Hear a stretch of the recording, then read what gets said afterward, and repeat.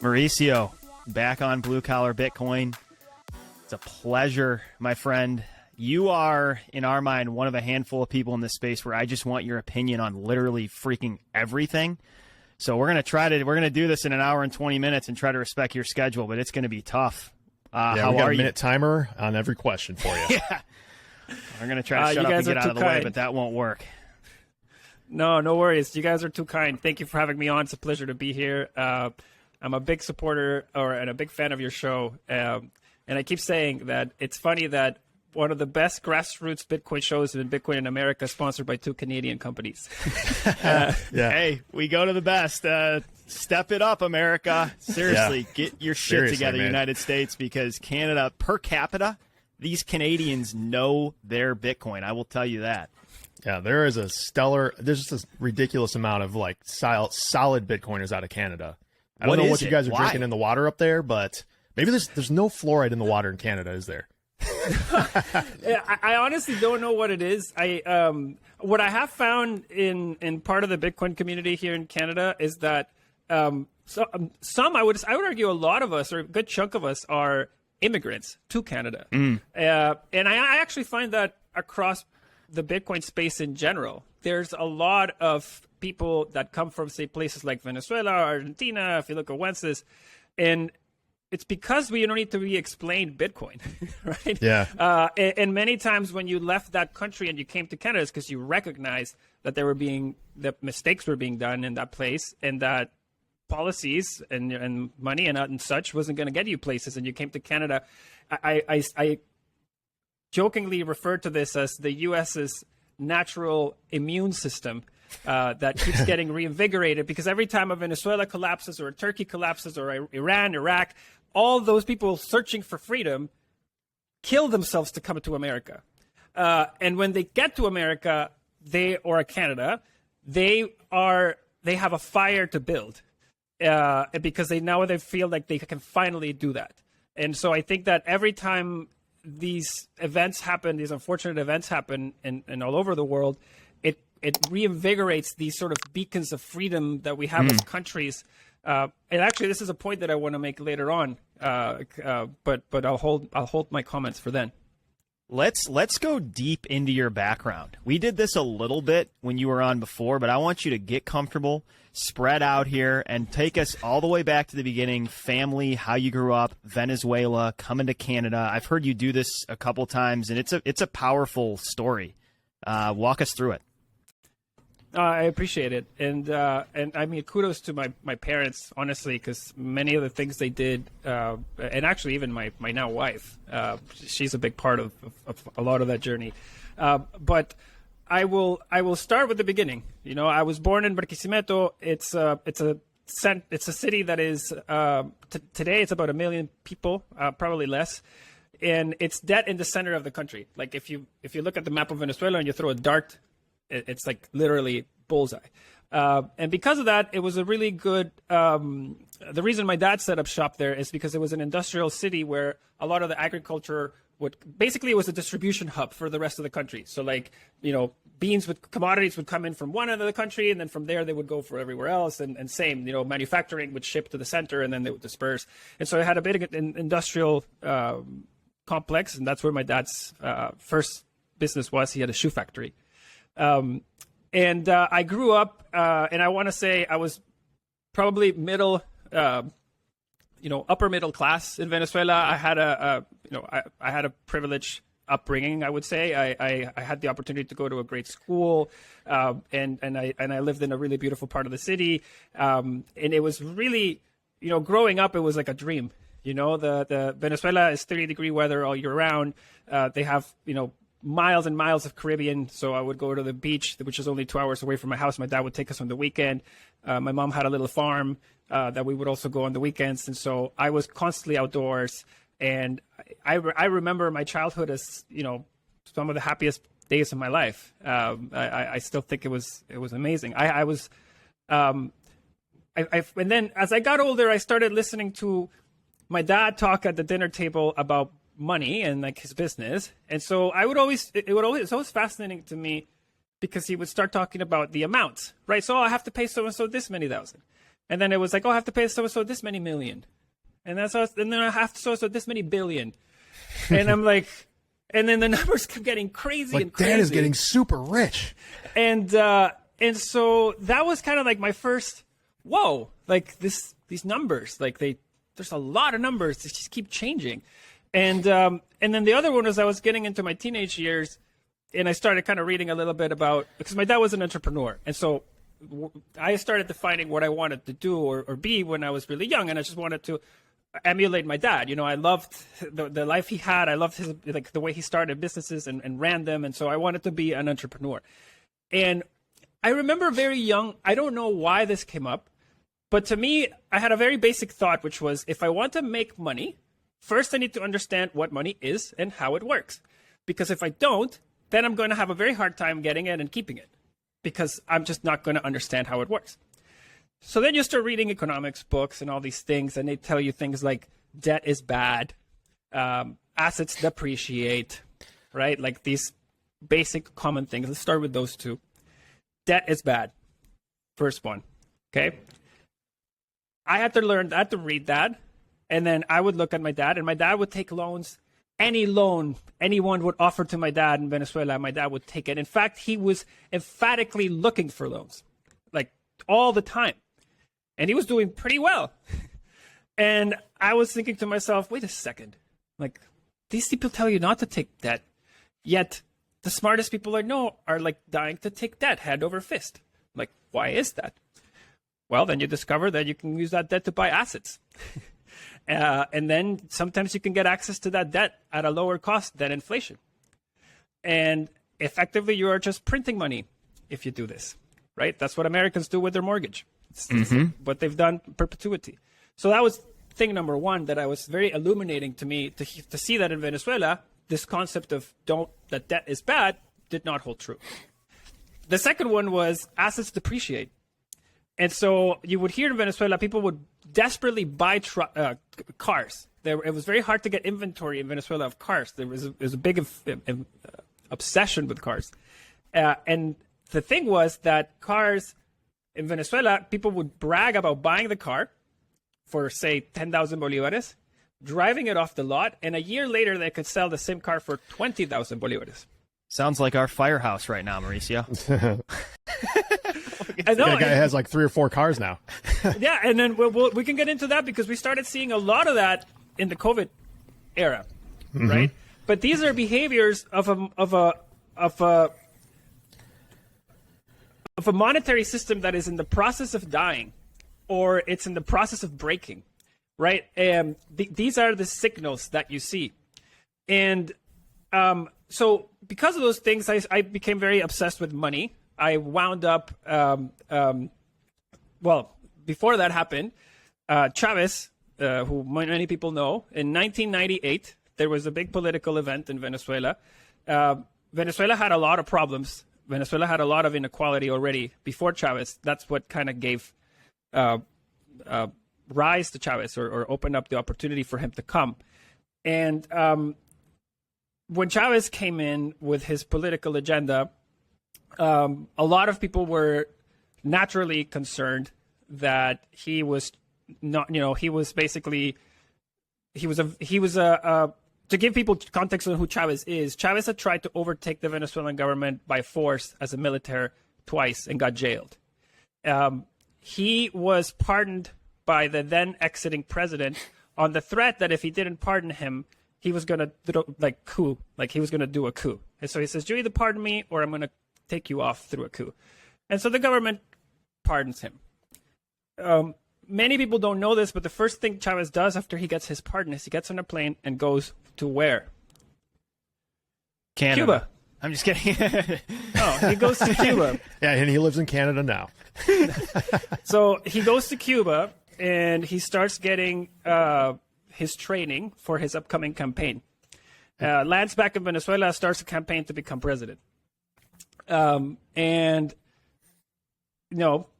insert story here, or insert this story happens often, which is populist government comes in with wild promises speaks to a base that gets enamored by these promises, and he wins through a landslide, and he immediately wants to rewrite the Constitution, landslides that, changes the country name, changes the currency, changes the time zone, changes the flag, coat of arms.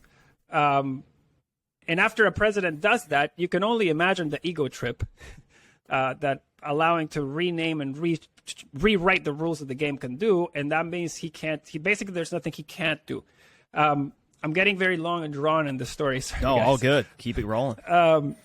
So when this happens, many families look at this and they're like, wow, okay, like we need to do something about this. We need to hedge our stuff here. And so they went up to their most willing kid and said, hey, do you want to go study abroad in case things go south?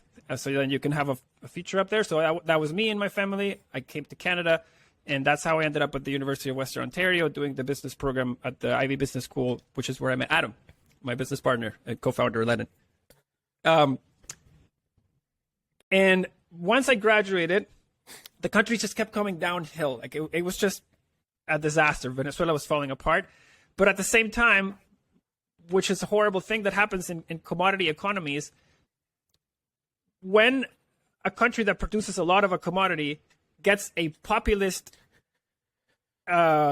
incompetent president, the price of that commodity soars. And that's what happened in Venezuela. For that and other reasons, the price of oil soared as Chavez was destroying the country. And that made his budget only bigger. And so that poisons the feedback loop of society. Because society was seeing more money in the streets as this guy was nationalizing everything. Right. And as the smartest people in the country were leaving, people were buying subsidized, Texas prime rib steak because Chavez made food cheaper. But he was just using oil money to create an illusion of. It's a short-term solution that makes it look great for everybody, but in the long term, it totally collapses. Correct. Just really quick. So go ahead. Just on the point of Chavez, because I listened to you talk about him on another podcast, and what you just mentioned about how this whole idea of democracy sliding into dictatorship on the back of populism seems very, relevant for the day. We see this populism in the United States. We saw it, elect Trump, and it waxes and wanes, but it seems to be increasing over periods of time, like the polarization. And I don't want to talk about politics for an extended period of time here, but this is something that to me jumped out as like, this is a real alarm bell that people should think about, because just because they tell you we're going to eat the rich and everyone else is going to benefit from it, in the longer term, that's a hollow shell to be eating the substance out of. You are going to eat the economy from the inside out, and it may appear, as it did in Venezuela, that this is beneficial for the short term and for maybe the short-sighted, but you are eating, your seed corn for the next 5 to 10 years and hollowing out and destroying your economy. I don't know exactly how Canada is set up politically, but in the U.S. we're a democratic republic, which means that there are a set of rules, the Bill of Rights, where things are not changing, at least not for, it would take a massive political movement to change the Bill of Rights. But that is there for the reason of the populace, like the supermajority can't just take the rights of the minority. It's there to protect minorities from overbearing dictatorships of the majority. And, not to get into all of this stuff, but it's a very important point for people to understand, is that is a stopgap, or that's a measure that's there to protect the U.S. at least from this kind of thing, theoretically. Obviously, somebody can get in and change the Constitution, some future dictator similar to Chavez. It's always a risk, and people need to understand, like, the beginning, middle, and end phase of where this stuff starts, stops, and can potentially go. So I can tell you what I used as my trigger points for saying, holy, this is getting off the rails. And there is one particular flag that I use, which is any new president, regardless of the platform. You may think he's populist. I may not think he's populist. Anybody that upon election or runs on the campaign of rewriting the Constitution, be wary of anybody trying to rewrite the Constitution. Yeah. It happened in Chile just now. They just voted no for their new constitution. But a new candidate who ran on the promise of rewriting the constitution won. And the first thing, well, it was running in parallel before the election, but he tried again. And again, you know, I'm not the only one doing this. If you go look at the Chilean peso chart and you look at the date that he got elected, the peso is off a cliff. Like, nobody wanted to hold the peso. The second this constitution was a no vote, the peso recovered. Wow. But the guy immediately said, like any good president that runs on a campaign like that does, that wasn't the end of it. That he would try once again to rewrite the Constitution. And you always try to rewrite the Constitution, not on the premise that you want more power. You always rewrite it on, oh, these safety. Are crazy unfair things that are happening. Look at this environment getting destroyed, or look at the rights of these people that they don't have them. And most of those things could be fixed by a bill. Right. But no, you want to rewrite the whole shabazz. And so, and it's not, to me, rewriting of the Constitution is a big flag. No matter when it happens, is a big flag.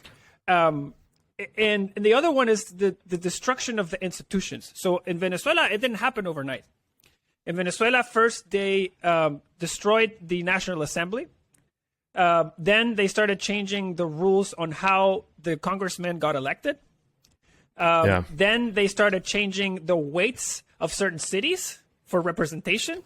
So they over-indexed where they would win, and under-indexed what they had when they didn't. Mauricio, a minority. What was the time frame of these events? Like from one to the next, was it a fairly short period of time?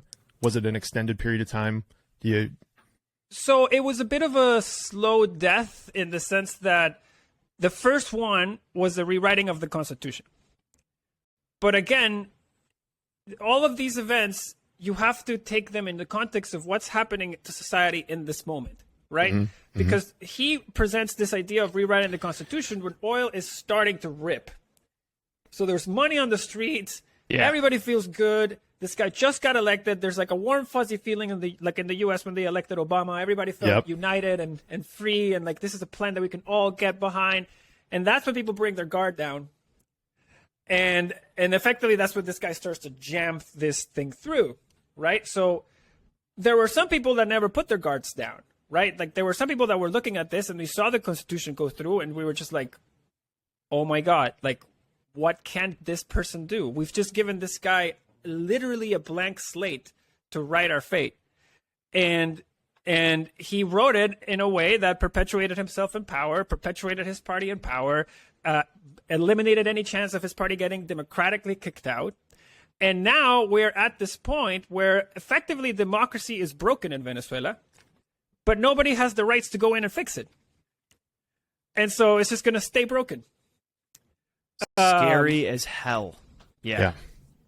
Anyway, I didn't even get into how we got into Bitcoin and how that led into Ledn. Wait, before we get back to your story, and I want you to, once I'm done with this question, let's get back to filling the gap from you in business school to where you are today at Ledn. What are your quick thoughts on Bukele and El Salvador? What concerns do you have? We've read Gladstein's piece. We've kind of tried to stay neutral and investigative with this, but it's certainly not all good. What's your opinion on what's going on there? So my very personal opinion, and again, you know, politics is a very subjective thing, but I think my concerns are similar that, you know, I believe he's now seeking re-election, which was something that was not allowed in El Salvador. In fact, I just saw a clip of him mentioning that was one of the best things that El Salvador had, which is that the president could not go twice in the same term. And it doesn't mean he can't get re-elected. It means he just has to wait a term to get re-elected. That's how it's currently written, right? But he now wants to change that to stay. And I think that's a red flag. I don't think that's great. I do think that from what I hear and the people from El Salvador that I speak to, I believe that the people from El Salvador are happy with him. Okay. I believe that people from El Salvador are seeing benefit in their day-to-days since he's been in power. But that doesn't mean he gets a pass on everything. For sure. And so I have, similar to you guys, you know, my intention is to not take sides on these political debates. You know, I just try to run a business that solves problems for people, and I don't I think when things get politicized, you can't be a clear thinker because you have to be taking sides, and you just have to remain somebody always agnostic. hates you. It's something that I just want to get this out there. Like, nothing perturbs me more when a company comes out on one side or the other. Like, you're just a company that produces phones or whatever. Nobody cares about your politics, and you're just burning to the ground any goodwill you have with the customers that don't agree with you. Like, it makes no sense to come out and say anything political. No, and I don't disagree with that. I think that's a very fair point. And the other thing in Latin America is that, you know, Latin America is historically a politically volatile region of the world. And, you know, again, I think Bukele is doing great things for its people. And I you know, I like the El Salvador Bitcoin project. You know, could this project have been done and announced without fireworks and Megatron presentations and, you know, done other things? Yeah, most likely. And if you talk to somebody from El Salvador, they'll tell you, like, yeah, I like Bitcoin. I don't know if the fireworks were necessary. Yeah. Like, they'll tell you that. And I'll agree. And so I think that so long as he does not disrespect or try to impose his own views into this El Salvador constitution, or, you know, does things that break his initial promise, then, you know, I think it'll be okay. But I think if he starts trying to cling on to power and do these things that are not what's supposed to be done, then that's when things can start getting off the rails. And I think, you know, again, just speaking from experience, you know,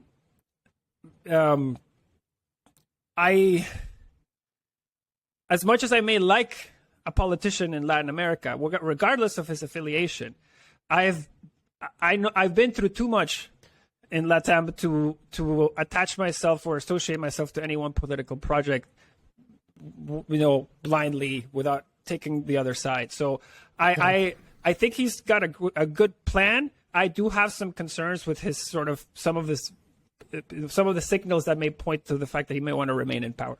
And I think a good takeaway for all of us, and this isn't necessarily all directed at Bukele, but we can't get so blinded by Bitcoin Orange that we're overlooking human rights, democracy, and autocracy, you know, like threats to human rights, autocratic behavior, and concerns on that front. Like, we have to go back to the roots of what has worked for human organization. And I understand no system's perfect, and maybe democracy is the best, worst way of human organization, but it's had a lot of benefit for the flourishing of humanity and human rights, and we need to protect it. And just because somebody likes Bitcoin doesn't mean we should pile on without being incredibly critical of behavior that's concerning. 100%. And again, you know, when you can fight something for so long that you may become the thing you were fighting against. God, right? And such a good point. This is to go personal here for a second. There are so many people in many categories in life that get frustrated with binary, closed-minded thinking, and then end up ping-ponging to the opposite extreme. They become just as binary on the other side. So this is from my own personal experience. I grew up in a very conservative religious context, but I see a lot of people on the atheistic side adopting the exact same behavior. It has no nuance. They're not embracing any gray. Everything's super definitive. They have everything figured out. It's the same problem they ran away from. And it happens over and over again, and it's something you have to resist your entire life if you want to maintain intellectual integrity. Yeah, and I think it gets more difficult the older you get, too. There's just something, you just have that less plasticity, and you're whatever you've believed in for, you know, the first 35, 40 years of your life is kind of set in stone, unless you're very diligent about kind of just challenging yourself, really, is what it comes down to. Like, keeping your mind open, but not so open that you're a fool. Very, very hard line to ride, you know?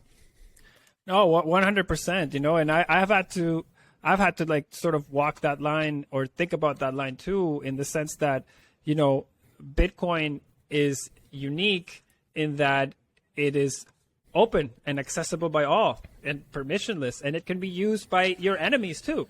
And that's something that you have to be okay with, or you know, you just have to acknowledge.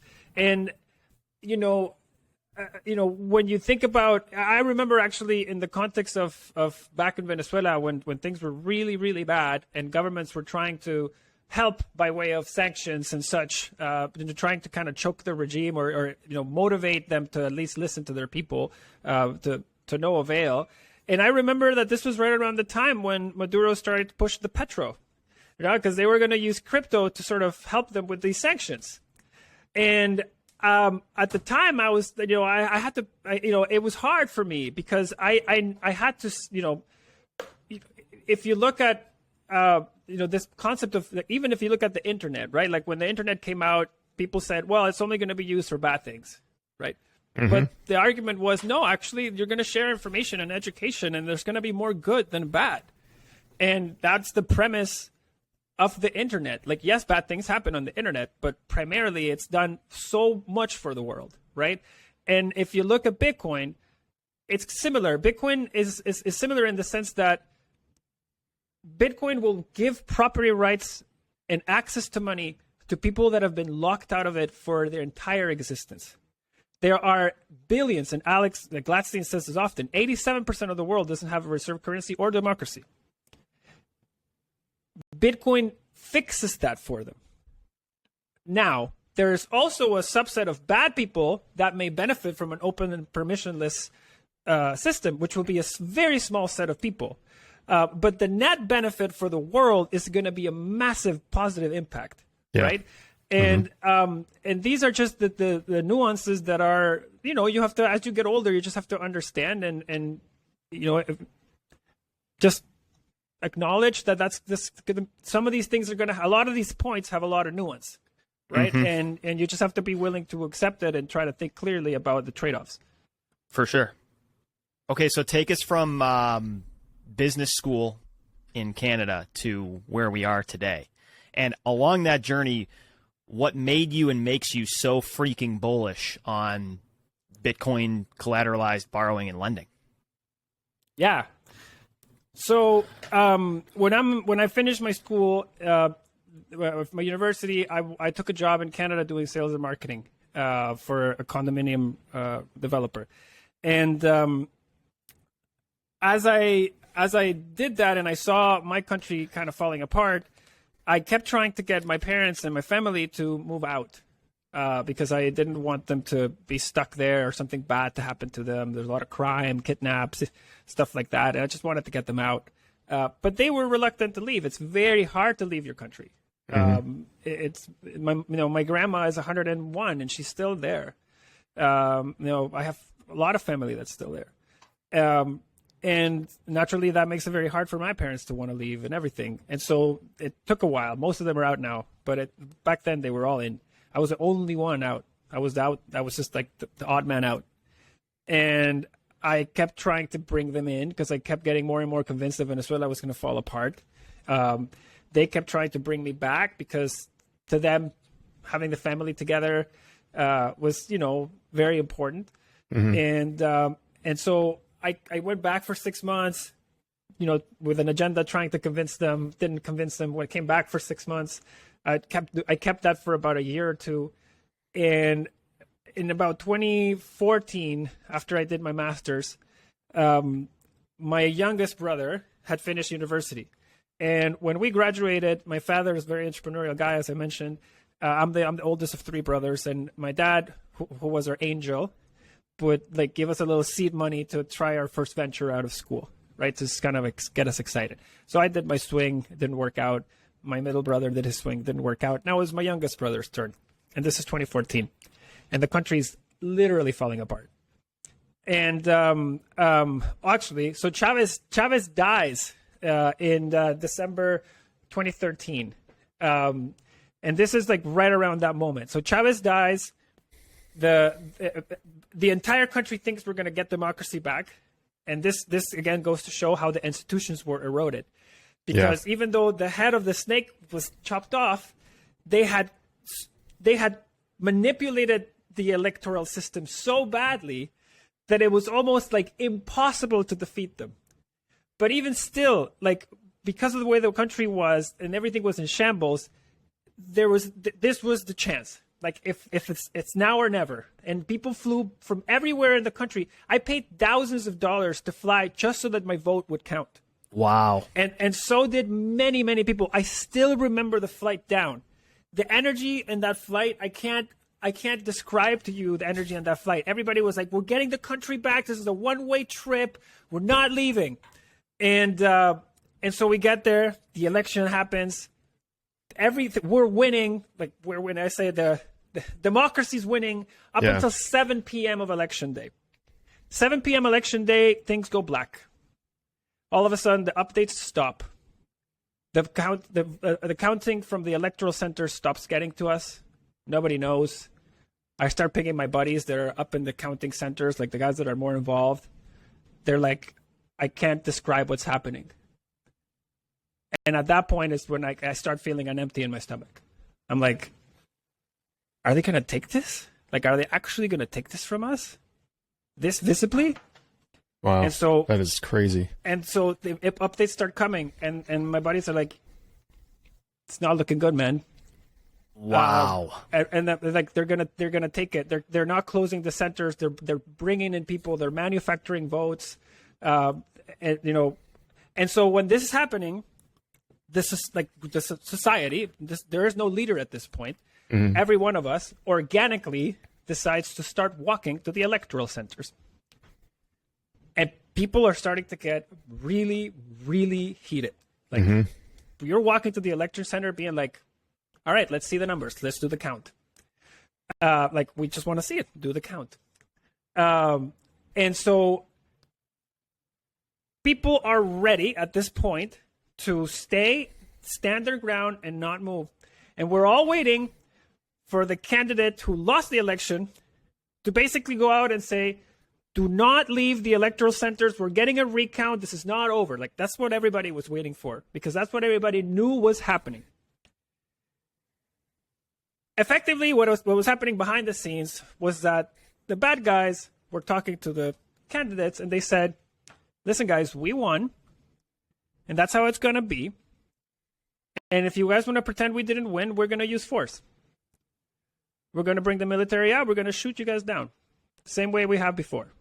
Yeah. And the guy that, and we knew that because these things had already started happening. And everybody at those centers was well aware of what could happen. And I was there when the first rocks started getting thrown and things started getting heated. And it was in that moment that my wife pulls me aside and goes, we have to go. We have to go. Because you could already hear shots, like little shots being fired. The next day, a guy I knew got shot and killed. Wow. And that happened to a couple of other people that I kind of knew through the grapevine. Young kids, 16 years old, 17 years old, shot dead by real bullets, not pellets. Was your wife from Venezuela as well? Was she? Yeah. So she's familiar. She understands what's going on. It's not like she was from Canada and this is all new to her. Okay. She gets it. Yeah. At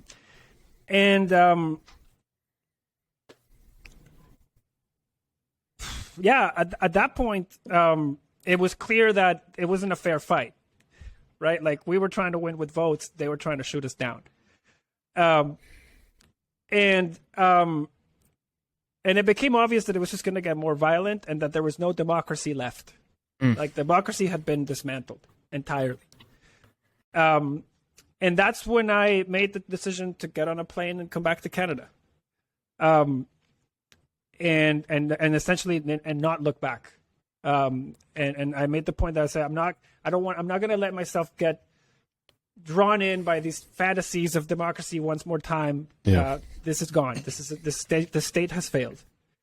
That's when I leave.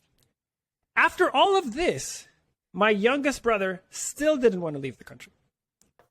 And and my dad was like desperately my dad was desperately looking at his business pitches, trying to like not discourage him, but also trying to like encourage him to leave.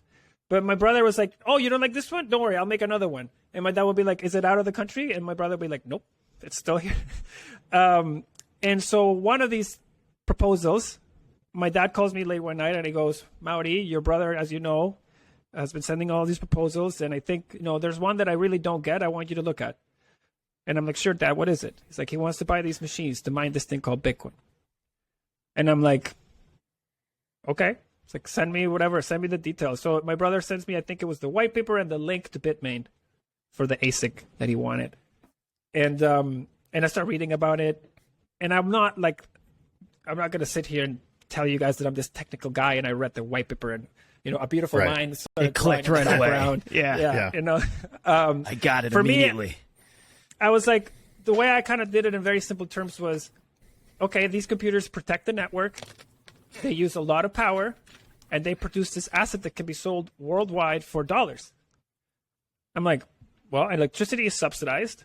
Venezuelans can't get dollars, so if you get dollars down there, you're going to do very well.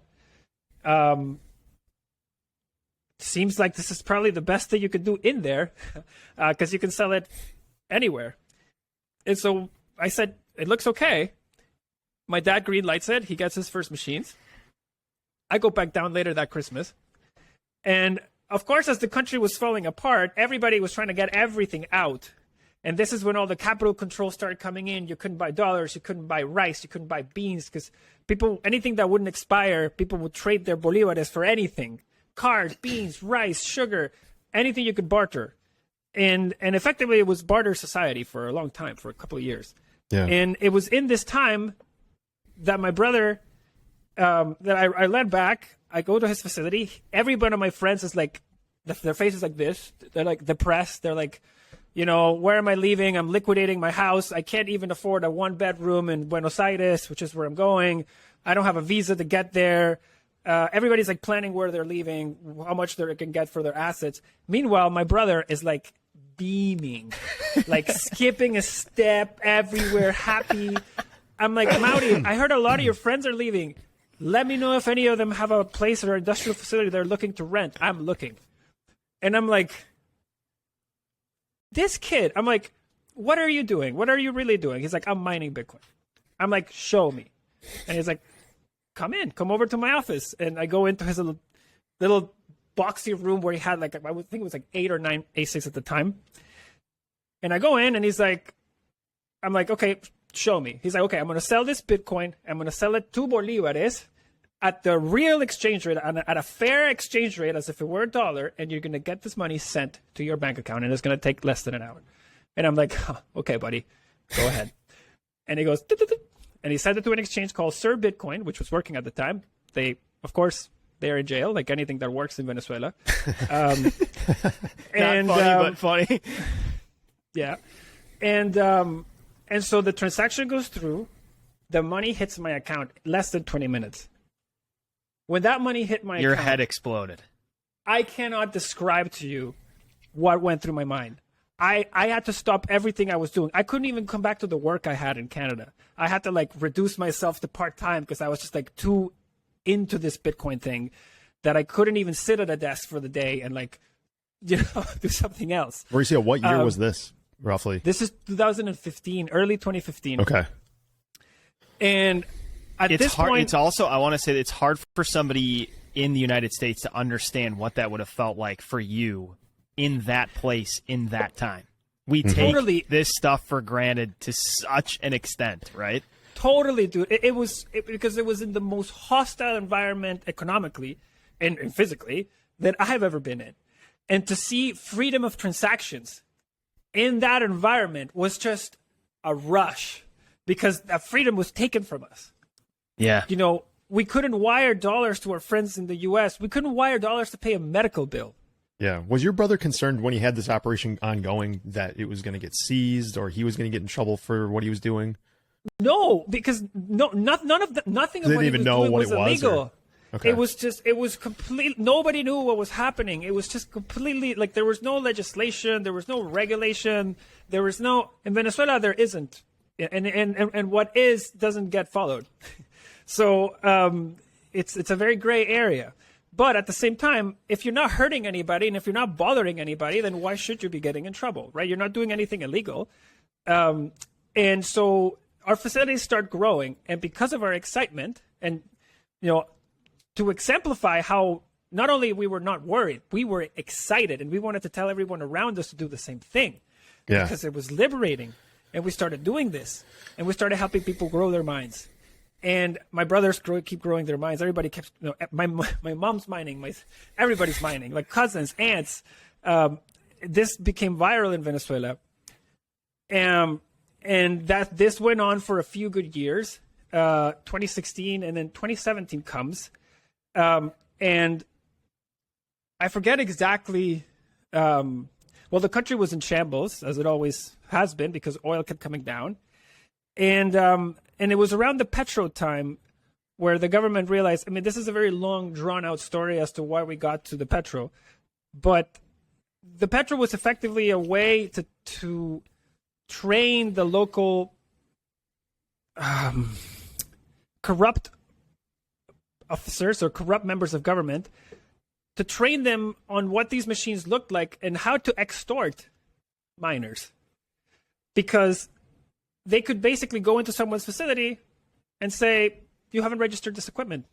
This equipment is ours. Mr. Maduro just passed a law that says that, we can seize all of this. And even if he didn't pass the law, it's like, you either give me all of this or we're taking you to jail. Why? Because I feel like it. Yeah. And so after the petro, all these mining facilities started getting raided.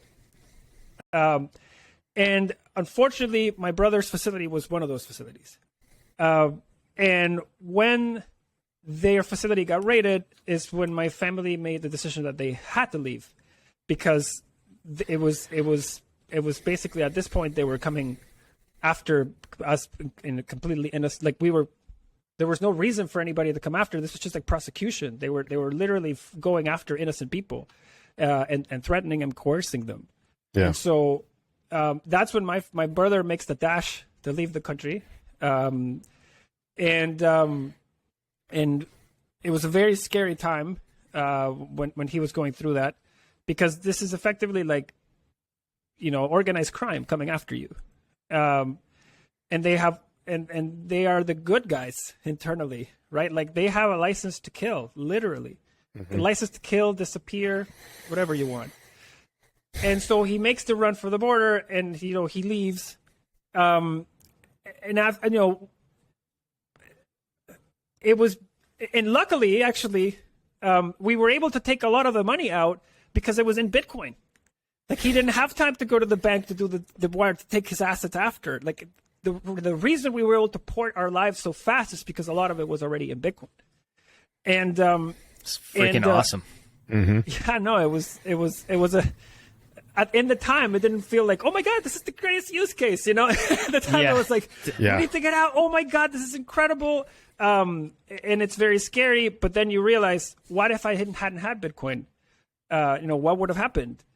And so anyway, as this was all happening, everybody was growing their minds around me. I was in Canada. Canada doesn't have free power. I couldn't, grow the mines the way other people were. But I did have a mine. I built one with Adam, and we were trying to grow it.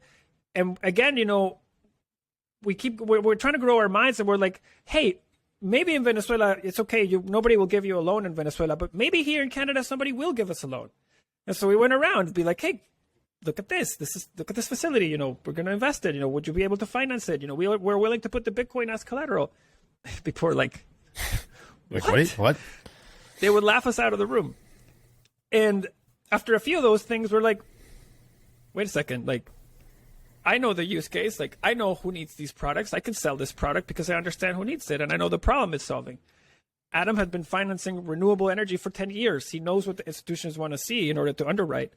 And we're like looking at each other, kind of like, I think we could do this. Like, I think we could solve our own problem.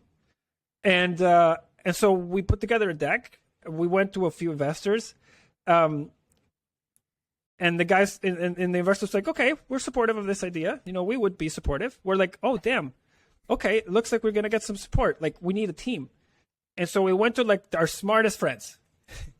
Mina, who's our CTO, was at RBC. Carlos, who runs our treasury, was at Bank of Montreal. We had a lot of friends at banks, luckily. And when they heard what we were up to, they were like, okay, this sounds much more exciting than what I'm working on. I'm in.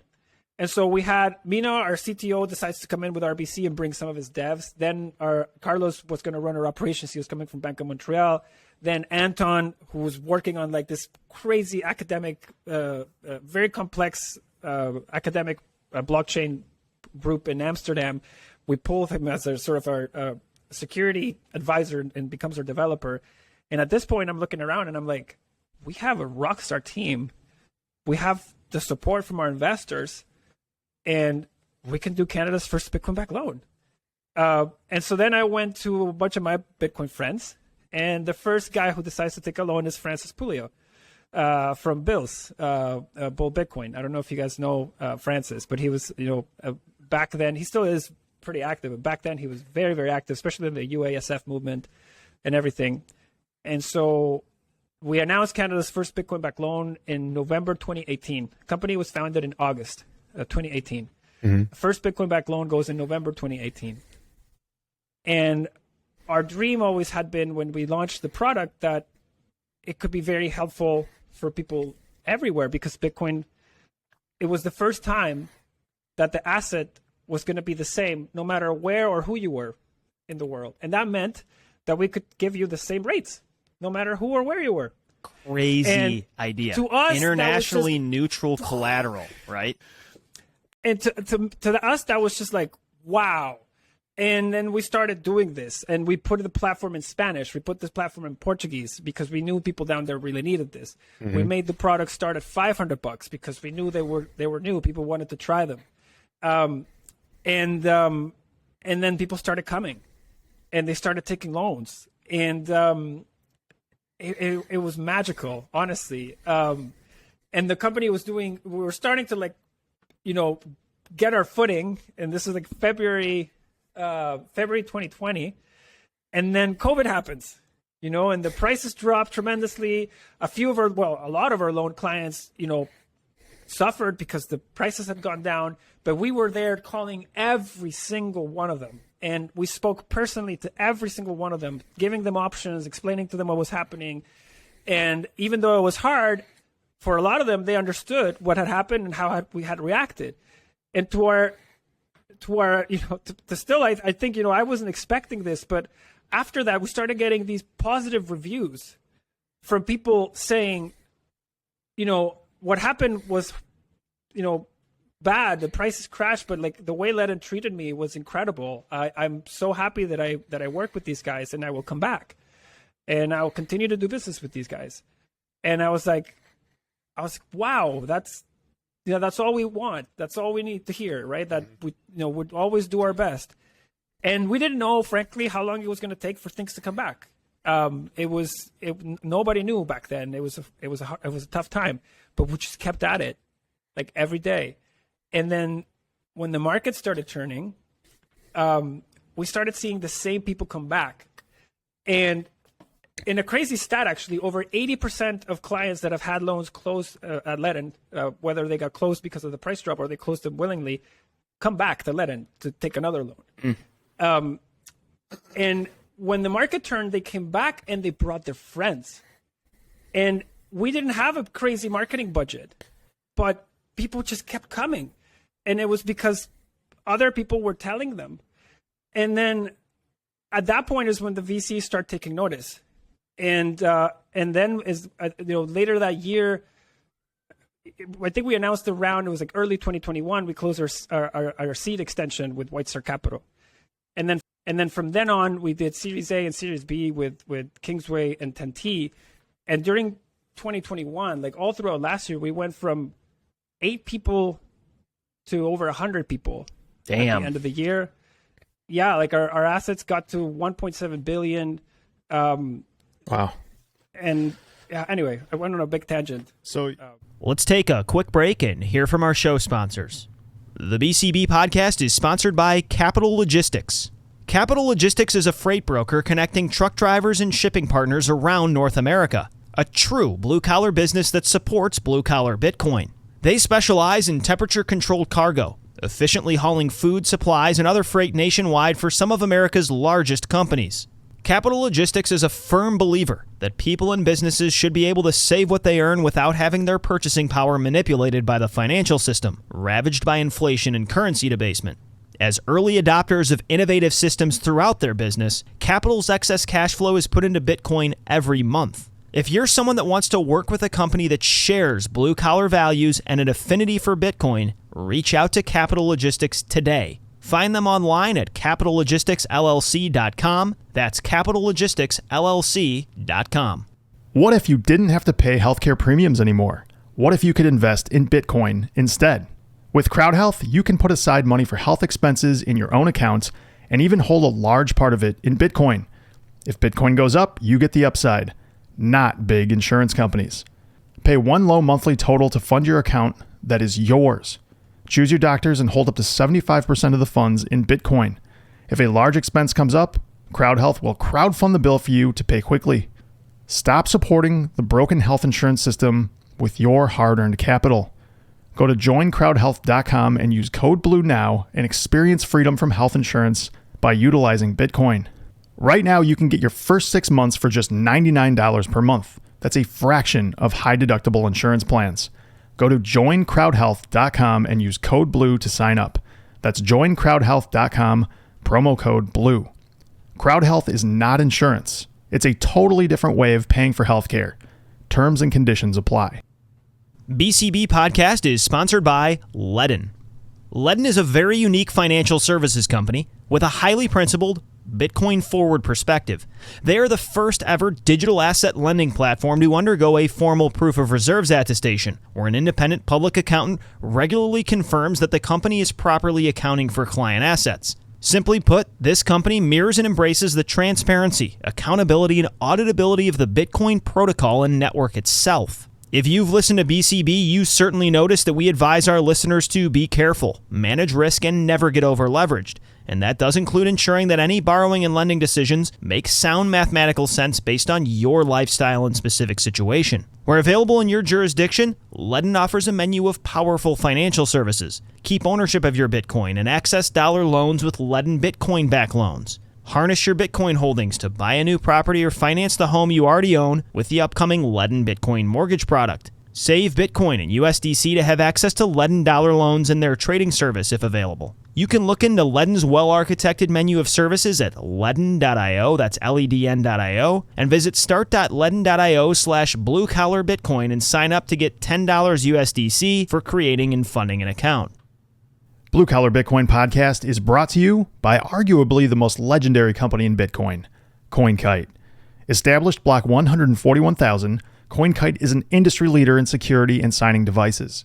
They are also the producers of the renowned Cold Card, the world's most trusted and secure Bitcoin signing device. Built with a plethora of features fit for Bitcoin beginners all the way up to the most advanced users. This device is a one-stop shop for your Bitcoin custody needs. CoinKite also manufactures the Block Clock, a gorgeous e-ink digital art piece sitting in the background of every serious Bitcoiner on planet Earth. Block Clock can be programmed to scroll through key Bitcoin metrics including price, hash rate, next halving date, and much more. They are also the makers of the Open Dime, a small USB stick that allows you to spend Bitcoin like a dollar bill. Pass it along multiple times. Check out CoinKite's whole suite of products, including the Sats card, tap signer, seed plate, and that honey badger hat you know you've always wanted at coinkite.com. Use promo code BCB for 5% off select purchases, including the Cold Card, at coinkite.com. Now back to the show. So we've got the story now all the way from, Ledn's beginning to now, and then that first crash in 2020, which must have been a real sphincter moment for you guys. Tell us a little bit about what transpired at Ledn in this last blow up we had where, Celsius and the rest of these guys got swallowed down into the depths of the Kraken. How did that how did that play out for you guys? Like, what was it like to be running this company, watching this whole thing implode? These other lending companies are blowing up around you. What a unique environment, man, before you go, because I was trying to put myself in your guys' shoes, and it's like, even if you're safe and squared away, this is not a chill time to be doing Bitcoin lending, right? No. But here's the interesting thing. It's like a tough-ass workout you're in the middle of. Because what's happening right now is you're chiseling yourself to come out on the other side much stronger, because for the average hardcore, Bitcoiner, Ledn is shining brighter and brighter as clean survival is becoming more apparent in the middle of this shit show. So it's like this too. It's in some sense, this is great for you guys, while it's, I'm sure, incredibly painful and uncomfortable. I'm interested to hear your take here. I appreciate the kind words. I think, I have to give credit to our amazing team. Like, we are a team of 100 people plus 120 some now, and every single person was all hands on. And our response times to clients were actually faster than our average during the crash. And that was something where the entire team came together and said, it was like, this is our time, like, this is when we need to shine bright, right? And it was, maybe I'll kind of, I can break down what happened, and a lot of these things were happening at the periphery of Ledn, because we're not involved in many of the activities that led to these people going bankrupt. Right. So the first thing that kind of triggered the whole thing was Terra and Luna, right? The collapse of Terra and Luna. And because DeFi is transparent, people could see which lenders were involved in this. And the second they put two and two together, they were like, oh, wait a second. That's where my dollars are supposed to be getting right. interest from? They're like, oh, I don't think that's so great. And so then they start pulling assets from these companies, right? Not Ledn. We never touched DeFi with client assets. We're not exposed to this problem. And so nobody you haven't ever been in the crosshairs of Corey Clipston. He's just calling these people out, just sniping them from the. So we were never involved in Luna or Terra or anything like that. So Ledn's name never came up because we were never involved. But the names of some other big lenders did come up, and in size. And naturally, the people that saw those movements were like, oh, okay, I guess this isn't as risk-free as I thought. And so they start trying to withdraw their assets from these platforms. I mean, it was totally risk-free as long as you were comfortable holding Luna. Totally risk-free. So when people start withdrawing assets from these platforms, they start exposing a different issue, which is that a lot of these platforms were taking assets on open term, meaning I give you this and I can withdraw it at any time. And they were offering to pay an interest, but to earn that interest, they were turning around and lending that asset committed for 2 years. So when you invest in something like mining infrastructure or financing a miner, or, lock that asset up into a 3-year fixed term contract somewhere else, you create a liquidity mismatch or an asset mismatch. And so what happened was, as people were trying to withdraw their assets, some of these lenders start running into solvency issues, liquidity issues, basically, because they don't have the assets available to process the withdrawal. Okay. And so then to get those assets, they start doing these wonky things like posting a different asset as collateral to borrow the asset they need to fulfill the withdrawal. Huge problem, by the way, because at that point, you're now creating an asset mismatch on top of things. Yeah. So as people started seeing this, they got even more nervous, and the withdrawal started taking longer. More people started trying to withdraw assets. And these companies, they didn't have the money essentially to fulfill these withdrawals. Then there was another issue, which is that many people were lending to this very big group called Three Arrows, who went bankrupt. And Ledn never, Three Arrows approached us 3 different times. We never onboarded them. We never had a lending relationship with them. So we were never exposed to Three Arrows. But there were other companies that were lending billions of dollars to Three Arrows without ever seeing a financial statement. And when those companies went down, or when Three Arrows went down, the hole in the balance sheet of the companies that had lent to them was so big that they couldn't recover. and some crashed, some had to come and get bailed out. And I think what this highlights is that not all lending platforms are created equal. What I will share about Ledn, just to kind of round out, what went down and why we weren't impacted, is we support 2 assets only, Bitcoin and USDC. Those are the 2 most liquid and most in-demand assets in lending all across the board. So we don't have an issue trying to get an asset that has no market for lending. These assets have it. We don't touch DeFi with client assets. That is why we were not involved with Luna or Terra. Yeah. That didn't happen. We did not lend to Three Arrows. Our underwriting standards are incredibly strict. They've only gotten stricter after what happened. And we were the only lender, or I still think to this day, that has a proof of reserves attestation report that clients can verify every 6 months. And yesterday, I guess just to mention, we in a time when some auditors are walking away from some other lending products, we were able to, or we basically announced that we appointed Deloitte as our external auditor, and this was announced yesterday. And so, I think this is a testament to our commitment to transparency ongoing, and really the fact that not all lending platforms are created equal. Yeah, you folks have been watching this bloodbath from the high ground, and it's gonna coming out of this is gonna be a big deal for you. Seriously, hats off, congrats to you folks. You guys have been upwind from that barn. That's reeking. For sure. Appreciate it. I want to talk stablecoins for a second, and maybe let's tie them to international access to dollars, because you're actually someone that's allowed this to click for me more.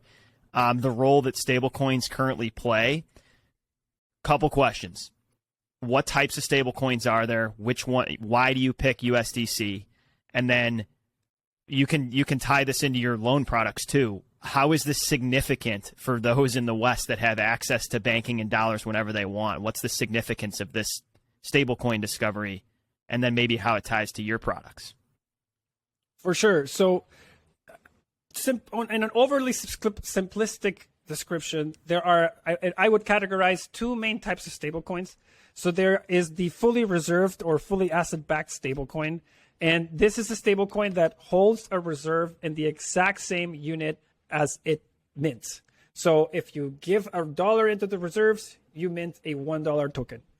And if you try to redeem a $1 token, you get $1.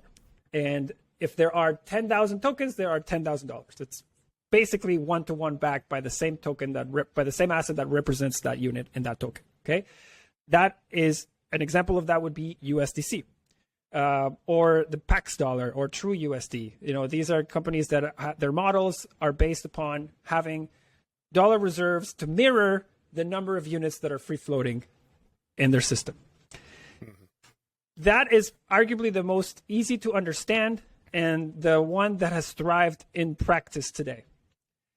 Then there is a second type of stablecoins, which is a stablecoin that tries to mirror the value of an asset, but it is not backed or collateralized by that asset. And an example of this would be MakerDAO and DAI, or the failed Luna Terra project, whereby these stablecoins have these algorithms that run very complex logic on the back to basically constantly sell or buy collateral in order to maintain the value that it's supposed to mirror. And this causes these assets to have an imperfect peg to whatever that asset is. So it can vary by cents from $1, right? And that makes that gives the asset interesting attributes. One, it is not constrained to the asset that it's backing it in the physical world, if you would, because it could be all programmatically recreated in a computer. And the other one is that you can be way more creative with the technology. But frankly, the only such project that is still around today that I think is used by people is Maker. Every other project has failed, blown up spectacularly. These things strike me as like sounding like an academic idea where like on paper and theoretically makes total sense. Like all we're going to do is we're going to have this coin that gets bought and sold and it's going to peg itself to this dollar and it's all going to work great, like in theory. But then in the real world, when the shit hits the fan and there's no buyers and, you know, this is gapping down with like a 20 to 40% difference between the actual price and the price of a dollar, like it just unravels instantly. The question I have for you on these lines is you delineated two different kinds of stable coins, which is like USDC backed 1-to-1, stuff like Luna, which is like a, you know, Fugazi. What about Tether? Tether's kind of in the middle because they have assets that are quote unquote backing it, but they may not be dollars. They might be real estate or, you know, loans made out to, I forget the name, Binance, I think it is. How do you view that one? Right. So, you know, obviously in between the two that I mentioned, there's a wide spectrum. So even in the algorithmic stablecoin spectrum, Maker works because it's over collateralized. It's an over collateralized algorithmic stablecoin. Mm-hmm. Luna and Terra was an uncollateralized algorithmic stablecoin. There was no collateral on it. So that's what caused it to unravel. Maker has been able to withstand the ebbs and flows because it has collateral that it can sell, right? And basically maintain or defend the value of its currency in that way. But Luna didn't have that. And going to Tether specifically, I think when you look at, you know, there is no definition of a stablecoin, right? And so there is no requirement of the reserves, at least today, that of what a stablecoin can't or cannot hold. But if you ask, you know, most institutional investors or most operators, you're going to want to see in those reserves cash or cash equivalents. So cash or treasuries, U.S. treasuries. The second you start veering away from government paper, and by government paper I mean a bill or a bond, mm-hmm. When you start getting into commercial paper, which the risk becomes much higher to price, it becomes much more of a black box because you know a loan to a corporate could be very safe or could be very risky. You just don't. It depends on the company, right? But a loan to the U.S. government is a loan to the U.S. government. There's one U.S. government, like, you know. And so I would put Tether in the sort of backed or 1-to-1 camp, but the reserves are not as transparent as USDC. USDC, to give you an idea, has their assets or their dollar assets sitting at a JP Morgan account. I'm pretty sure that's at JP Morgan, and they get audited by Grant Thornton every month. Any one of our clients can go to the USDC website and look at their most recent audit. And you can see that they're 1-to-1 backed. Not the case with Tether. Yeah. Or most others, I would argue. And liquidity sounds like it may be a little bit more unknown with the Tether collateral. Correct. And going back to like why this is so important. Most people around the world don't have access to dollar savings options. And when you ask somebody, I'll give you an example. In Argentina today, so looking at Ledn's data, halfway through last year, we had 4 times as many people in Argentina using the Bitcoin savings account relative to the USDC savings account. Today, in less than a year, we have twice as many people using the USDC savings account versus the Bitcoin savings account. Interesting. So it has flipped and doubled from 4-to-1 to now 2-to-1 on the other side. Mm. And what has Argentina experienced over the last year? Hyperinflation. And what happens when you're experiencing hyperinflation is you want dollars. Okay, most people around the world understand that the dollar protects them from the valuation of their local peso. And so what people know and gravitate to is the US dollar. When I was in Venezuela back in 2015, what I was describing to you was getting into Bitcoin, and in the middle of these horrible capital controls and restrictions, when you told people, I don't have dollars, but I have this thing called Bitcoin, they were excited, but they were like, so what is this thing? And can I sell it for dollars? Really? And will I get the same? Are you sure? And like, how do I get it? Like, what's the address? And so it's one more unknown. Mm-hmm. Okay. But if you show up to the same person and you say, Maria, there's Bitcoin, And then there's also this digital dollar that if you're not quite ready for Bitcoin right now, this will serve you right now. You'll go from pesos to dollars. It'll be digital. You can move it around just like Bitcoin. You don't have to worry about trading in or out of it. It's dollars. You're not going to lose your 10% of your wealth tomorrow. And you can then choose to buy Bitcoin later if you want, not buy Bitcoin, keep it in dollars, send it to anybody abroad, pay for things, like do whatever you want with these dollars. They are digital dollars. That person's head is going to explode because that's exactly what they are looking for. They will, having a stablecoin account at Ledn gives you, arguably the same opportunities or functionality for someone down there. It gives them more functionality than their bank account ever had. And so to them, it really connects them to the global financial system. People take for granted that everyone's connected to the global financial system. They are not. They are not. They are willingly disconnected by these governments. And stablecoins allow you to come back into this dollar ecosystem. Imperfect as they may be today, they allow you to protect the value of your savings in a format that is much easier to understand for someone that is in need and doesn't have a time to go read Andreas Antonopoulos' book. Yeah. Right? Man, this is a really important theme and mildly controversial in the maxi space because there's people out there going, why would you guys ever talk about stable coins? We only talk about Bitcoin. Most of the people saying that have access to dollars, right? If you're talking heavy shit about USDC and you're out swiping your Chase credit card everywhere and you've never thought about any difficulty accessing the world's currency, right? Because you have unlimited access to USD, then it's kind of unfair for you to be throwing stones. I really respect Gladstein. I mean, you could say Gladstein's one of the most principled Bitcoin forward thinkers out there. And he's spent enough time around the world and in the human rights context to understand the world runs on dollars. People need dollars. It's cute to sit here and talk about everything's going to Bitcoin, and that very well may happen. And there's a good chance that maybe 30 years from now, Venezuelans will light up to Bitcoin just the way they do to US dollars right now. But to participate, you need dollars. And yes, there are very few circular economies that work to keep your lights on and feed yourself and get paid and do everything in Bitcoin. There's basically none. So realistically, if you're plugged into the real world, you need access to the fiat currency that works on the monetary network of the world, which is dollars. Yep. Hey, Mauricio, before we go, we have maybe like 10 minutes left here. I really want to hear your opinion on the merge. So Ethereum, we're on stablecoins and USDC runs on Ethereum. So you guys had to pause transactions in USDC on your platform because of this. So the transition, as far as I'm understanding it, seems to have gone pretty smoothly. Things are working all right, at least for now. But to me, this is almost indicative of what we spoke about earlier, which is in the short term, this seems great. We're using less energy, all these ESG considerations. We're making all these politicians happy. We're petting them.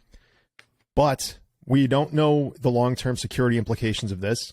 There's a lot of decentralization or centralized issues that can propagate from this. There are nodes that aren't communicating directly with each other. They're disseminating nodes. I mean, regular people like you and I, like Dan and I at least, aren't going to be running a node because it's so complex and overbearing. Talk to us a little bit about what your opinion on this is, how this is going to play out in the short term, and potential issues that could arise in the longer term. Yeah, I think it's a good question. So, given the complexity, no matter where in the fence you sit about the merge, the fact that it went down so smoothly is a testament to the work that these guys have put in, because they literally switched the engine on a plane while it was mid-flight, right? And so I think the first thing to acknowledge is that this was a big technological feat and probably a pretty significant event in crypto, if you want to call it, outside of Bitcoin. So maybe I'll separate the implications to the end user versus the implications to potentially like an operator or a company in the space or somebody that's more involved in the space. Most end users don't really care what blockchain their dollar is running on. They just want dollars. Right. And they want to transact them fast, and they want to transact them cheap. And if I told them that that dollar is running on Solana or Cardano or Ethereum, they frankly would not care. Like most people, the majority of people that need these stable coins are very much technology agnostic. And so to them, to the extent that more network effect can concentrate on the Ethereum network because it's now going to be able to compete in terms of fees with things like Solana or Cardano or etc.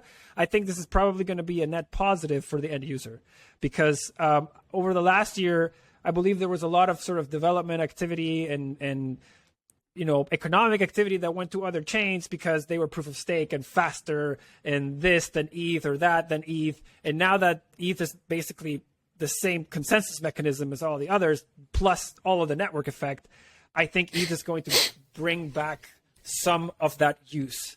And I think for the end user, it might simplify things because now you just need to keep track of everyone's ETH address and not their Solanas and their Cardanos and all these other addresses, right? Yeah. It could become easier to use. Wait, one comment on this too is that Ethereum being centralized is a huge problem if your worry is censorship resistant, fixed, immutable money. Ethereum is not competing on that front, but stablecoins are centralized anyway. So if Ethereum gets captured, which it probably will, it's status quo for stablecoins, you could say, in a sense, right? So I think if you look at like the risk of losing access or not being able to give access to these coins, or not these coins, if you look at it from the vantage point that, if you put too much oversight on these operators or too much oversight at a protocol level, you're going to reduce the number of people that this can get to, right? And reduce the ability of the network effect to grow. There is a risk, as you point out, that the current validators for this under this new model are getting really concentrated, right? The power of validation extremely concentrated for the staking of the network is quite concentrated. I saw somebody said that I was looking it up. I can't remember, it's Chainalysis or something, but 46% of the blocks so far have been mined by Coinbase and Lido. I mean, that's something to worry about. I mean, if it were Bitcoin, I'd be pretty worried about it. But we're talking about a completely Ethereum's not, especially after this transition. I mean, we're not talking about the same asset. They're not in the same space. They're not competing for the same end game. In my view, they're totally different categories. It's like us talking about equity and Bitcoin in the same conversation. Like it's over after the move to proof of stake. Now that may accomplish things that people in that ecosystem want, but we're on a totally different set of rails, right? And it's leaving Bitcoin alone now as kind of the sole proof of work. Like I said, robust, globally decentralized, immutable option. I'm assuming you kind of see it that way too? Totally. I think if Ethereum wants to be the world computer, they have no interest in being money. Yeah. And I think Bitcoin wants to be money. It has no interest in being the world computer. I did respect Voorhees yesterday, who basically sent this tweet that said, stop with the ultrasound money narrative. Just stop, right? I mean, and he's a huge Ethereum owner, but he's like, it's not ultrasound money. We just changed the consensus mechanism. Like, let's just stop. Right. Let's be what we are, right?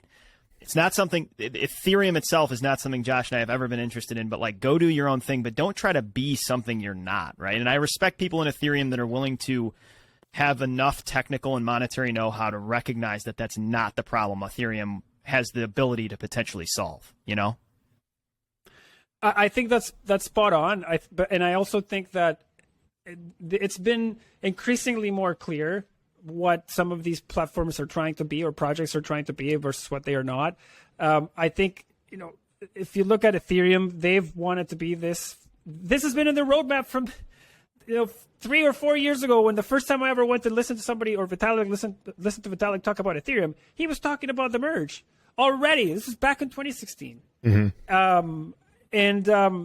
And so this is not a surprise for anyone that's been in this space for so long, right? Like a lot of people knew that this was coming. This is their stated purpose from day one, or very early on. And so it's not so much a surprise. I think, again, Bitcoin is ossified. They don't want change. They want predictability. Yeah. Right. Whereas on Ethereum, if you think about it, like computers, I can't think of something that upgrades and changes faster than a computer, right? And so the network needs to stay nimble, needs to be able to like add new things, functionality, upgrades, so that you can keep adding these facilities. Bitcoin's not trying to do that, and so I think they are very different assets, and people, will with time people will come to think of them, I would argue, as very different. Yeah, for sure. This is a cynical point of view for sure, but it comes to mind because you see things like the World Economic Council making comments about how great it is that Ethereum is moving over to proof of stake because of the energy savings and things. But then you also have in mind that this is a very centralizing movement. And then the story of, in Venezuela, when suddenly the votes were swinging one direction, it was looking great. And then all of a sudden, boom, the power comes in and says, no, this isn't the way this is going to go. It's going to go the way we decide it goes. That's the concern that I have with the way Ethereum is going. I mean, honestly, not that I care that much, but it's these two compounding facts. The fact that there's more and more pressure on proof of work mining, and there's more and more relief or like applause for more of this proof of stake point of view, which proof of stake, I think most people understand in the space, is simply the kind of mechanism we've always had, which is the centralized people with money and power are the ones that are going to make the decisions. Those two things happening simultaneously, very concerning to me personally. It's reflective, too, of the fact that the communities are just wired so much differently. Like the groups of people that are involved in these two projects are so much different in terms of how they're motivated. Most Ethereans are not obsessed with robust decentralization. And if they are, unless I'm completely missing it, I don't understand how you could possibly defend this move from that vantage point. But that's not what's motivating them. And back to the kind of stablecoin thing, that's not what's motivating people purchasing stablecoins either. Like, they just want access to something that reflects US dollar valuation. They're not obsessed with how decentralized the protocol is running behind it.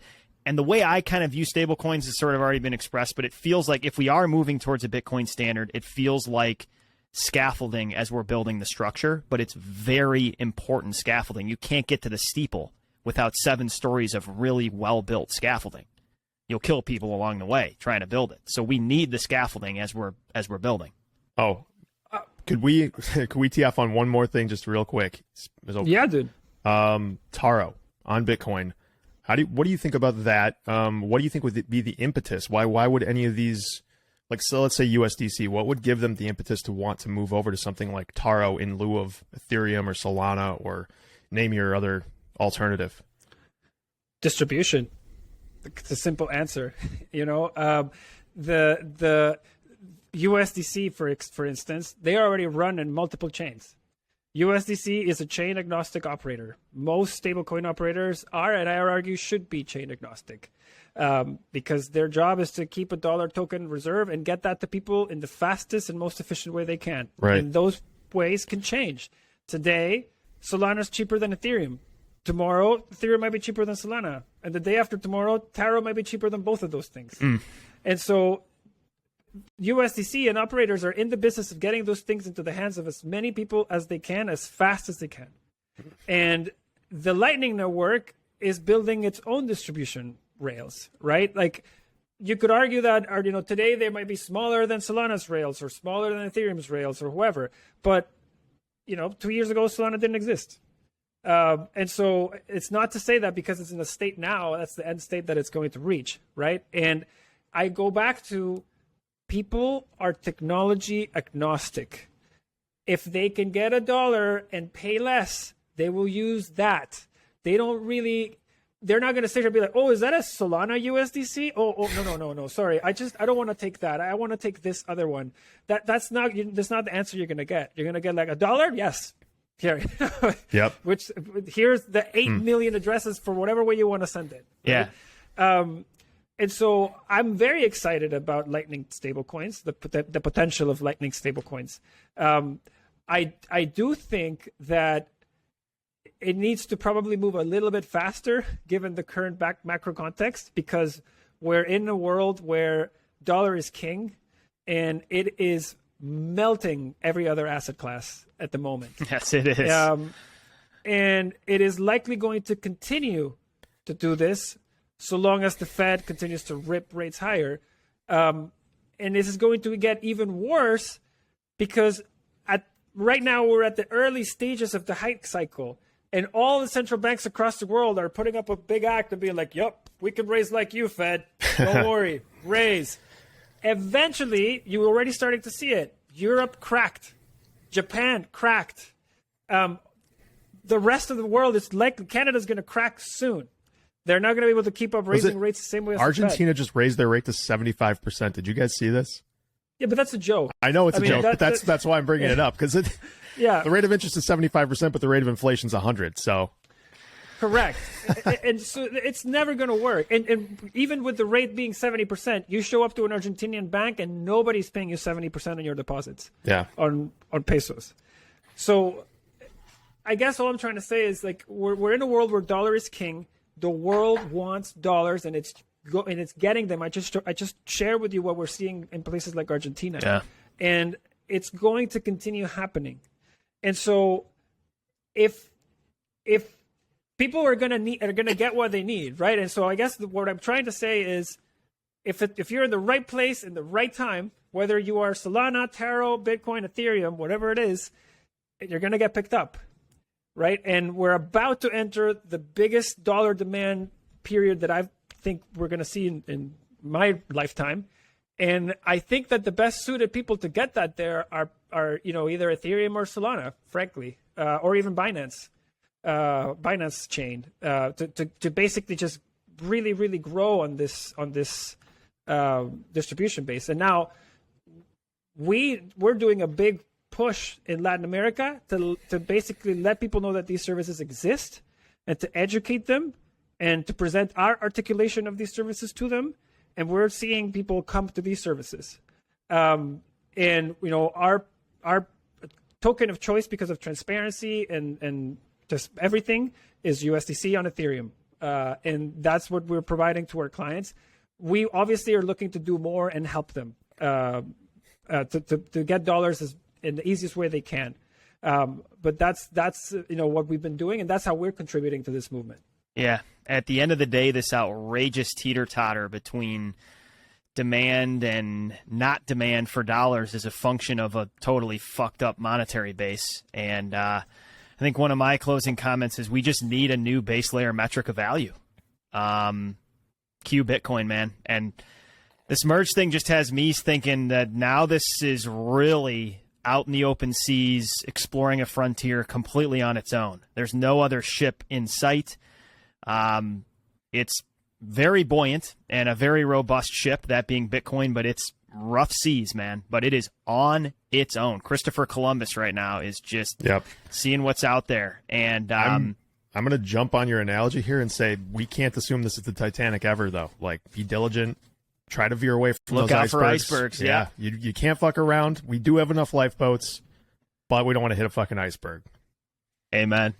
Mauricio, we hit like a third of what we wanted to talk to today. We want to be respectful of your time. We know you got to run, but man, we'll cut you loose. We'll have you on again because we could go for many more hours right now. It's hard to leave this, but hey. Hey, man, no worries. I can do 20 more minutes if you guys want. Sure. Let's go for a little longer if you've got it. Yeah, no worries.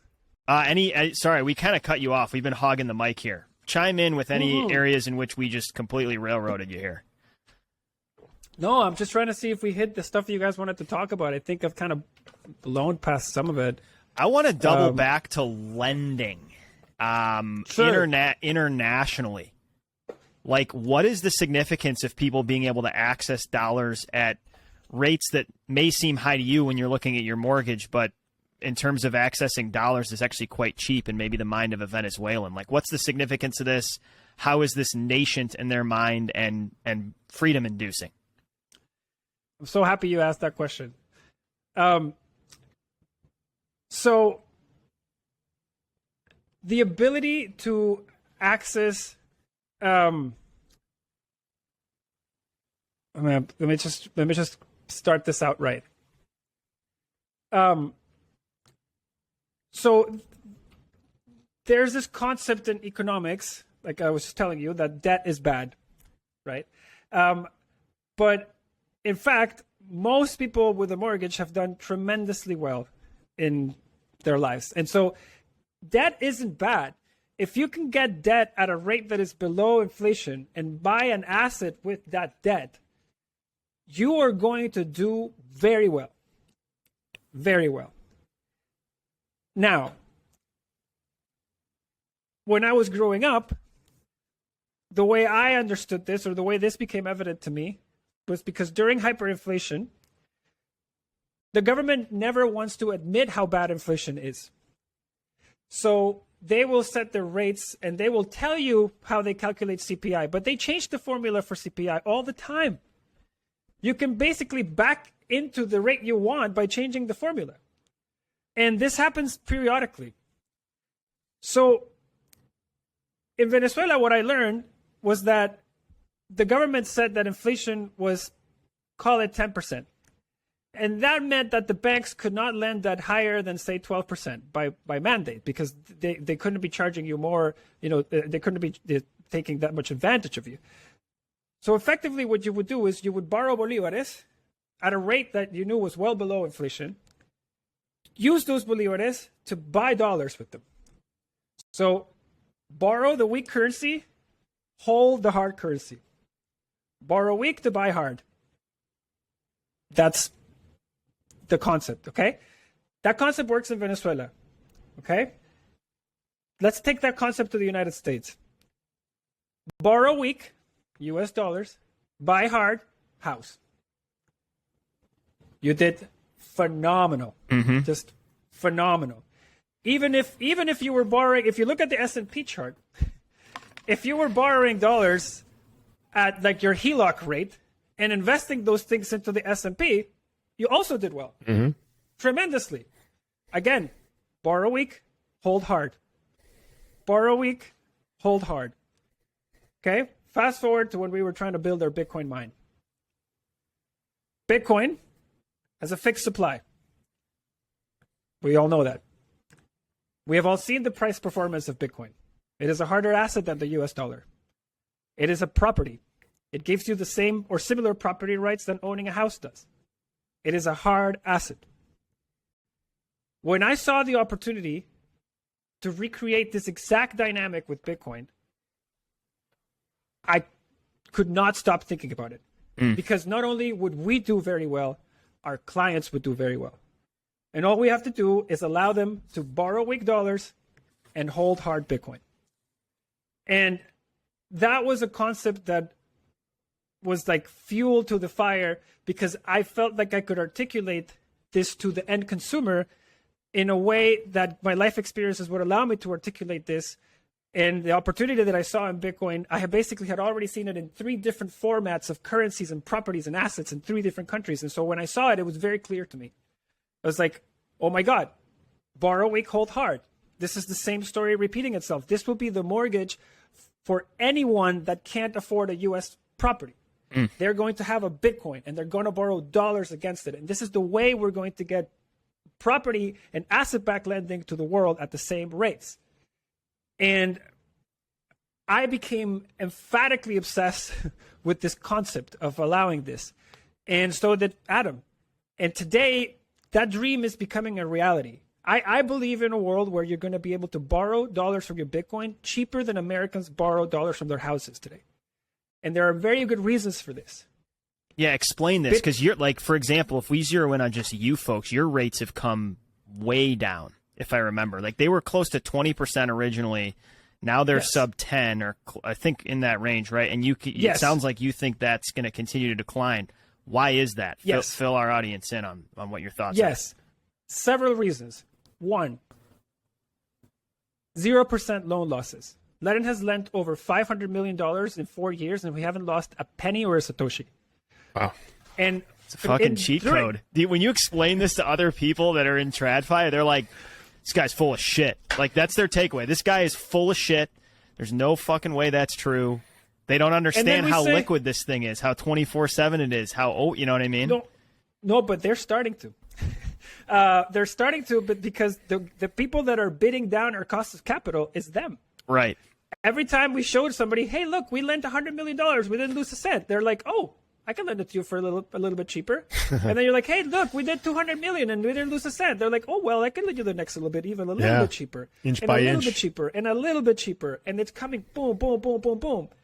And now, in addition to this, the reason we haven't had any loan losses is because we can sell Bitcoin 24/7. It is incredibly liquid. It is almost infinitely divisible. And it is a global market. It can be sent and received 24/7. I don't have to wait till my bank opens or, I can send it and receive. I can liquidate if I need to at any time. Yeah. Only as much as I need to. I can't sell the wing of a house. I can't sell the tires in a car. I have to sell the whole thing. It's binary. With Bitcoin, I can sell as much as I need. Internationally neutral, always accessible collateral. Huge deal, man. People that this hasn't sunk in for, this is just insane. People out there that just hear that and they don't, the implications are massive and profound. But like, if you're not with someone lending money all the time, or this isn't a concern of yours, like, what does it matter? Yeah, I can sell it anytime. But the ability that you guys have to protect yourselves on the downside of, all of these loans is incredible. There's nothing else like it. And the neutral component of it. Like traditionally, you can't take collateral from someone in El Salvador, Venezuela. Correct. But now you can. You know what I mean? Another thing that's underappreciated by Westerners in G7 nations. Like you have, so it's a match that is so made in heaven. It's hard to, because for you folks, it allows 0% losses. It's pristine collateral. And then for people in areas cut off from typical financial rails, it's access to dollars that they've never had before, right? At single digit rates, which they've never seen before. And at rates that are going to keep getting lower. And this is going to enable so much down there. I cannot, so much development, economic progress has been limited by high cost of financing. Yeah. Of course people can afford to take chances in the US with 0% money.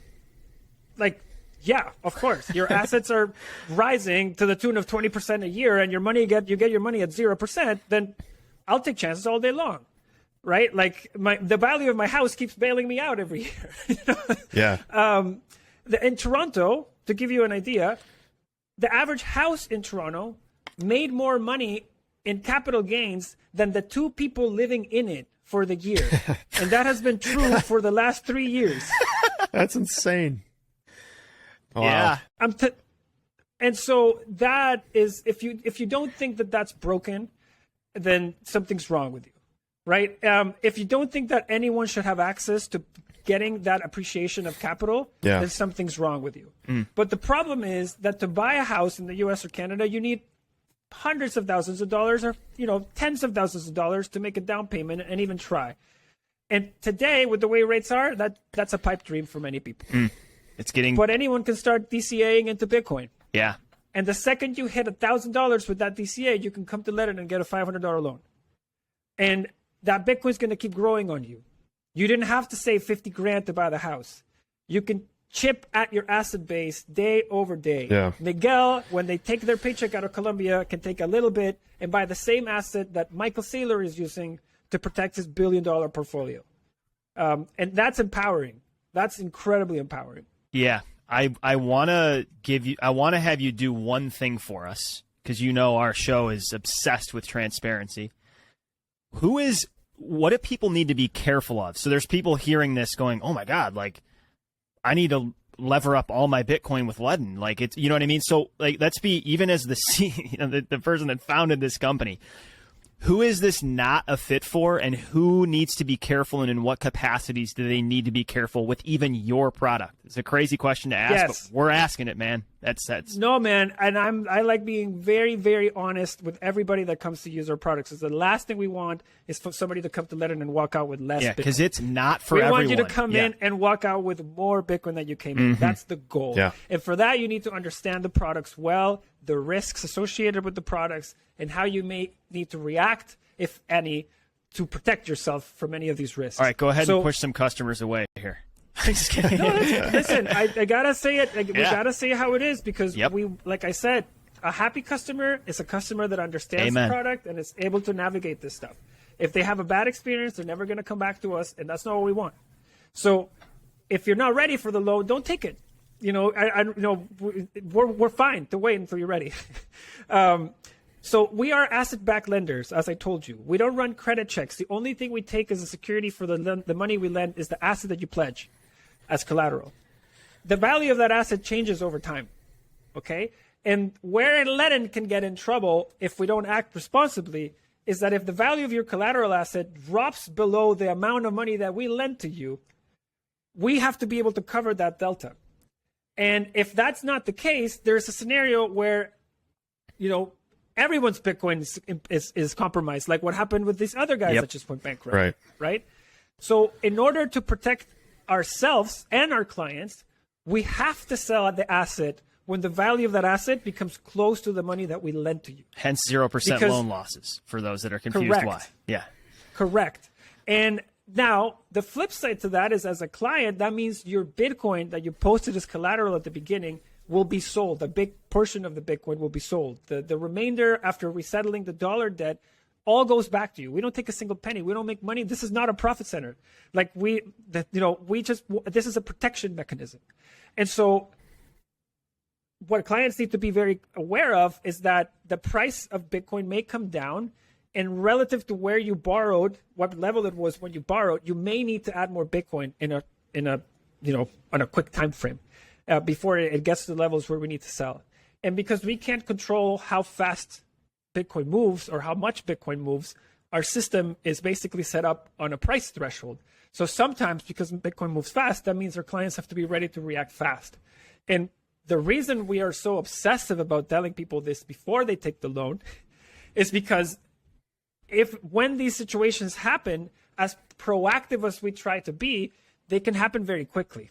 And so when the market starts turning, there is no time for you to learn how to top up, or you know what I'm saying? Like there's not always the time for you to understand exactly and ask all the questions you want to ask. So that's why we try to put it front and center and prevent people from getting to the point. That's really the best protection, is understand the risks and plan accordingly. Hey, if you have one Bitcoin total, don't put that entire Bitcoin total as collateral for your loan. Save a bit for if in case you have to go top it up, right? And so plan yourself accordingly. And so who is this not for?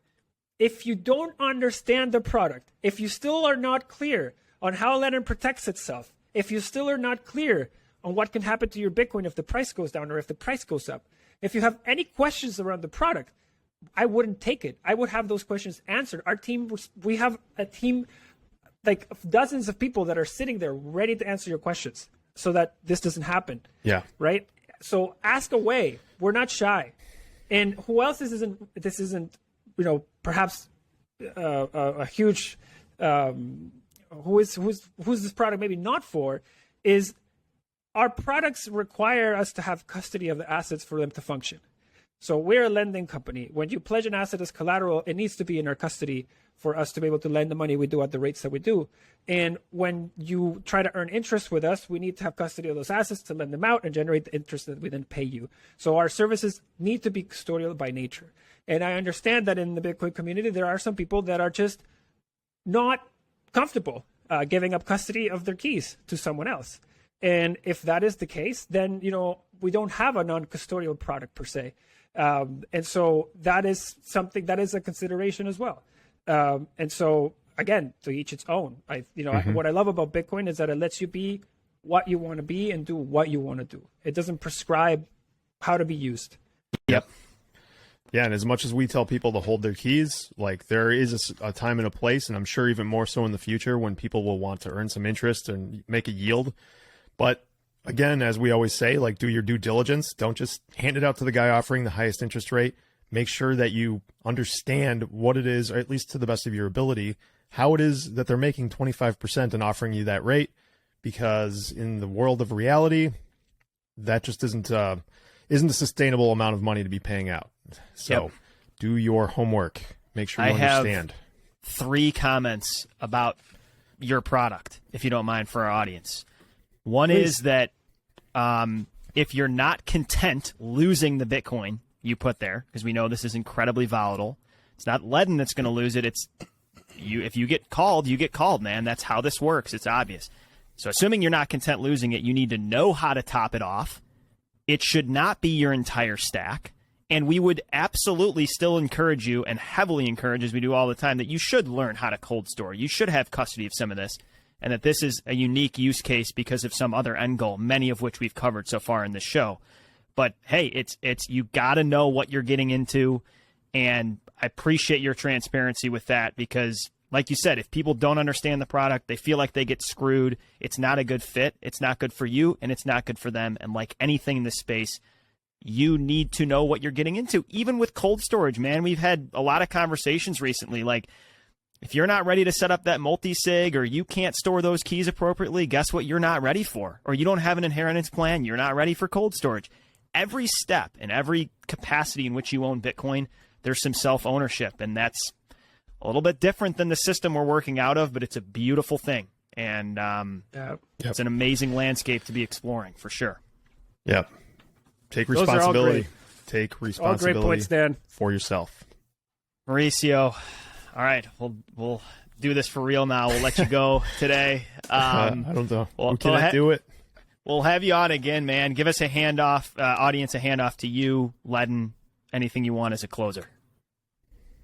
You can check us out at Ledn.io is our website. We're on Twitter at HODL with Ledn.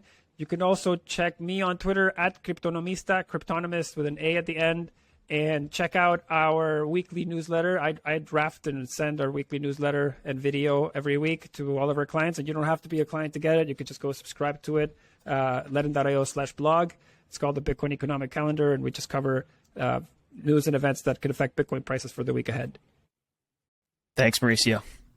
Take care, man. Thanks, guys. Keep doing what you're doing.